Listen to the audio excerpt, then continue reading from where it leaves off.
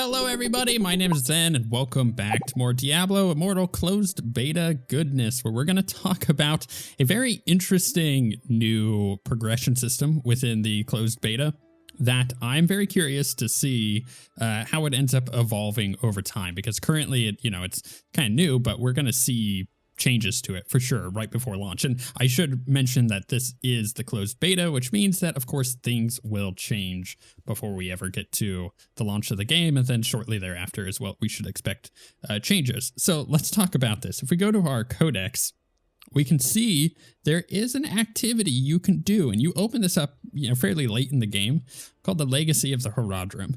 And for it, we're going to get some battle pass points. We're going to get a few different types of gems, and it's all within Ibenfod's sanctum, or Fahad's. I don't know how to pronounce that, and I apologize because I should be more cultured and be able to to pronounce that name, but I'm not. I can't get that one. The thing is, it is hidden in Westmarch, which is where I was. It's the main city. And you eventually unlock it and are able to go to this like hidden area, and it brings you into here where you're unlocking essentially an entire new end game progression system. You can see the shrine is here, and this shrine is awesome. This is the Legacy of the Horadrim.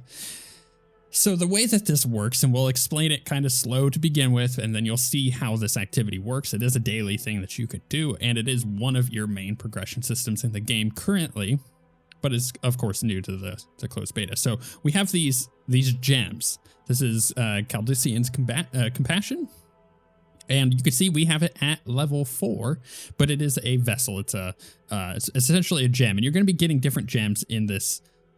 You see we have one here. This is Defeat the Blood Rose in Hell 1. You get another one from opening chests here.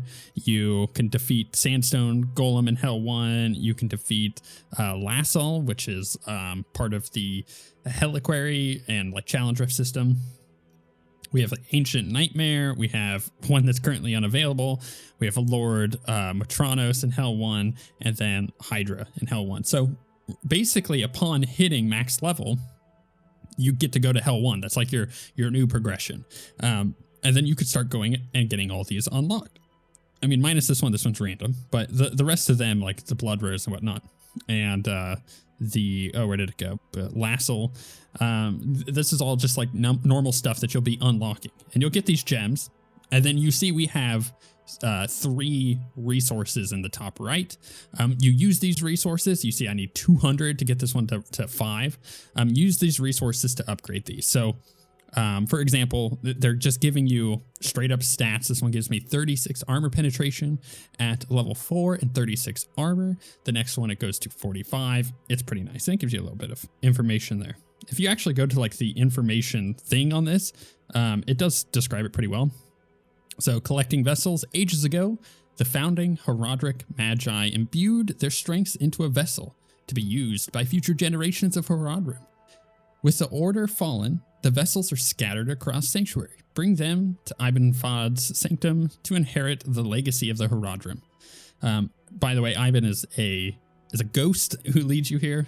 Minor spoiler. It's really not, but it's just kind of a cool little ancient Horadrim thing. So activating vessels, you place a vessel at the Legacy Shrine to activate it and gain the unique bonuses for where we're at. And then upgrading vessels, enter the Sanctum's depths and overcome challenges to reach the aspirant's grounds and gather coaling stones imbued with Horadric essence. Use these materials at the Legacy Shrine to upgrade your vessels, increasing the bonuses you receive. So that's just kind of how they describe it. But how does this actually work? Well, there is this whole little sanctum that you can go into every day, and there's all of these different little things that you can do in here. But essentially, you have the shrine, and then you have these depths. And inside the depths, it's a small little dungeon. It's randomized. It's, from what I could tell, I've done it, several times in a row, and it's different each time I come in here. But there are groups of enemies. So we'll kill our way through these with my awesome necromancer.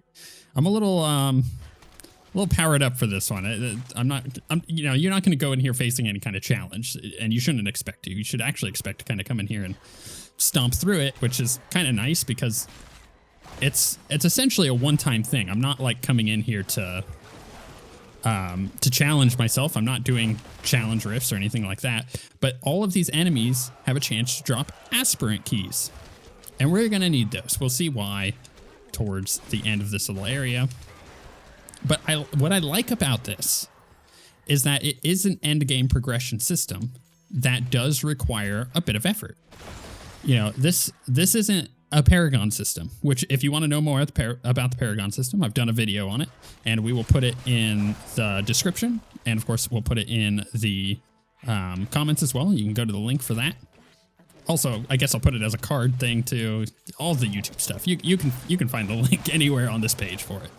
But the thing is, with that system, it's kind of a passive thing. You're just gaining XP. And, you know, once you gain enough XP, you gain a Paragon level, you put your point in, blah, blah, blah. That's it. This is a little bit more intentional. And that's why I like the design of it. It requires you to be more intentional. It requires you to kind of go out of your way to go get the progression. And not in like an annoying way, because this is, I mean, I'm just doing a dungeon. It's nothing different than if I'm playing the game, right? But the way that it is set up, I think works really well for engaging you, saying like, hey, this is a cool progression system that you can have as a player, and you're going to be getting these keys, and with these keys, you're going to be getting more resources to power up these gems. And then it gives you an active thing to go look for as well. Because now you saw like, I have all these other gems or these vessels or whatever they're called to go and find. Like I legitimately can just go find them. I can hunt them down. It tells me where to find them. And I like that. I like that when games do that. And it's not just random chance. It's not, what's the best way to put it? I think it's progression systems like this are best done when you take the completely random chance for something and you allow the player to farm directly for it. You know, in the case of Diablo 2, you farm certain bosses for certain things. In the case of, you know, certain MMOs, you go and you farm out certain dungeons or raids, and you're trying to find specific items. It's okay to let the player target things. And in this case, being able to target the vessels, I think it's a huge win. So once you get down, you have these keys, as you saw I was picking up, and these keys open these. You get one free one, and it gives you a bunch of these. And then you get other ones that aren't free. So this one costs one each. So we'll just go ahead and open all these up. So that costs what, four keys there. And then once you open these up, they allow you to go into a different room. I could just exit and be like, fine, I'm done for the day. Or it opens a new room up. We go into the next room. There's a bunch of enemies. We're going to kill our way through all these. And then we're able to open these next chests. Now, the thing is, these chests go up in cost. So that one was 1 per. This one is 8. So I'm actually not going to get many of these chests. I'm not going to be able to open all of them. But I'm also gaining more resources from these. Instead of just getting 1 per chest, I'm getting 9. So now I've gotten a bunch more of these resources. I can't open any more. Although you can use platinum, of which I have 900 and it wants to use 400. Which, honestly, not worth it. Really, do not use your platinum on that. It is not worth it. Your platinum currently in the closed beta is mostly going to be going into gems. Do not use it on these stupid chests. Here's the thing. How do you get more keys? Well, aside from killing things here? Well, you have the option of getting more keys through the battle pass. So if I scroll over through the battle pass, eventually we'll see keys here. So this is on the empowered side. I can get 6 keys. I get another 6 keys there. And that's all that I've been able to get for the rest of my battle pass. But there are other ones, like I recently just got another 6 keys. Notice how this is all, I'm pointing this out on purpose. This is all on the empowered side, which is unfortunate. But I think that having the battle pass is fine, and people, you know, have their issues with having to pay for things in games. But honestly, if you enjoy a game, you should be okay throwing $5 down on an empowered battle pass. That's just my opinion. Here's the thing. You get those keys either from the battle pass or, and this is an important thing. Let's go out of this. Can I upgrade one of these? I don't think I got enough. Maybe I did. No, I'm only at 155 of the blue ones. Otherwise, I'd be able to get this leveled up. So you can get the keys from doing this, from going in and killing the monsters. You only saw that I got a couple, and the more chests that you open, the more doors become available, and the more cost is involved in these chests. And now, obviously, you're getting a lot more as you go, which is fine. It's fine to get a bunch more resources through opening up more expensive chests. I'm totally okay with that. In fact, there's an efficiency there because, I'm using 8 keys to open up a chest that's getting me 9 resources as opposed to using the 1 key that's getting me 1. So it's just slightly more efficient as it goes. But you can use this Hilts vendor and you can gain keys. So you have a daily purchase limit of 5. You're going to get way more Hilts just by playing the game than what the daily purchase limit will allow you to spend. But you're going to come over here and you're just going to buy 5 keys. Just, at this current time, consider that in your head. Imagine if this stays the same, and I'll have a full guide series before the game comes out, talking about, okay, here's the efficient way to handle all this stuff. But imagine you get to the end and you've spent 2 or 3 days leveling when the game comes out, and you haven't spent any of your Hilts. You've lost out on 15 keys because you haven't been going over there and purchasing those every day. You want to make sure you go over there every day and purchase those because this is a pretty powerful system to be investing stuff into. And you can come in here at any time once you unlock it. So even if you don't have it unlocked, I still believe that you can get the keys, which is why you want to go over there. As soon as you have Hilts, start spending them on that. There's other things on that vendor that you can buy as well, but I believe that having the keys is going to end up being very beneficial over the long run. The other thing you can get keys from is there are, unfortunately, in my opinion, some of the bundles that you unlock. So basically by playing the game and doing the dungeons and completing the story as you level up, you're getting one-time bundles, such as this Rapids Trove, for example, or this Heliquary Trove, or this Destruction's End Trove. Well, there is one that you get that gives you just straight up like 80 keys. And I'm going to be honest, I bought it. I did.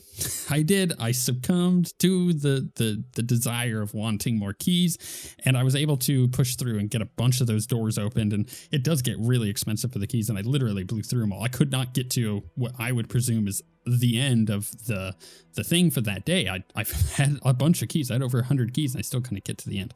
So it's just one of those things that it's slowly powering up your character. Right?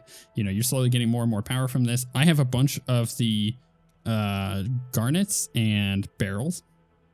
And if I unlock one of these, let's say I go defeat the Blood Rose on Hell 1, I may just, put all of the rest of my resources into getting that one leveled up. But then I'm still kind of behind on the rest, you see? So it's kind of interesting how it works. I like it, though.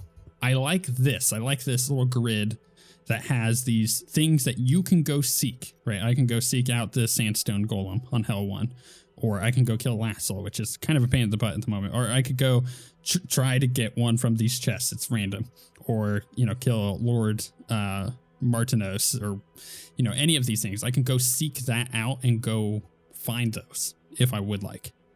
And I like that about this progression system. I like that you're empowering these gems. What I don't like is kind of how the keys work at the moment. You get that daily purchase limit on the 5. Is that really enough? I don't know. But the fact that there are bundles now, if I go back to the shop, this is the saving grace here on this, I think, is I can't just buy keys. There's no keys here. I can't just buy keys, which I'm okay with. However, I can do platinum, and I can open those up with platinum, but my goodness, that's kind of expensive, and it's really not worth it. And I don't think anybody in their right mind, even if you have just a bunch of money to blow, would actually do that, because it's just so inefficient to be spending your platinum on that and not on legendary gems per se. But yeah, that's kind of how things are working. I feel like at the moment, this is a cool system. I liked how it is expandable in the fact that you go and hunt things down. You're able to target the gems that you need in order to get those starting to be upgraded. And I don't like how the keys work. I think that my feedback on that would be having a more active way of finding keys. Maybe being able to get keys from bounties, that would be pretty good, or from the end of dungeons, getting aspirant keys, or just doing elder rifts, getting keys from the end of rift chest. I think that would be a better way of handling it. But we'll have to see over time, and that's the tough thing, is we won't really know how the key balance and the amount of keys you're getting is shaking out until quite a ways away, because imagine the game is live for 4 or 5 months. You'll be able to see a lot more of those bumps and rough edges on like how many keys you're getting, or how many keys you should be getting, or how many keys you could buy with platinum theoretically versus what you could just earn in the game. You'll be able to see that better over a longer period of time as opposed to a short couple months test. So it's tough to say, but I don't like how the keys work at the moment. But that is how this system is. For me, I think it's cool. I'm excited by the legacy of the Horadrim. I like there's yet another progression system in the game for you to grind out and do stuff with. I just don't necessarily like the key system. Let me know what you guys think in the comments. Make sure you subscribe for more Diablo Immortal stuff, or go check out one of the other many videos that I upload. I upload a video every single day, and I haven't missed a video in 10 years. It's been a long road, but a fun one. With all of that being said, thank you guys for watching, and we shall see you all next time.